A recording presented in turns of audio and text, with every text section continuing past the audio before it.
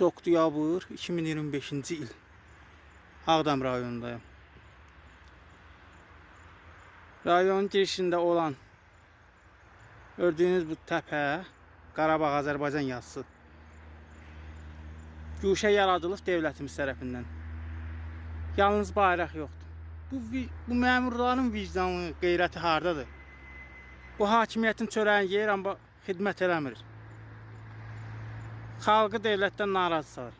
Hani bu bayraq?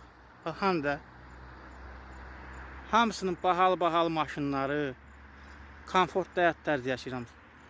Bu bayrağı niyə quraşdırmırlar yerinə?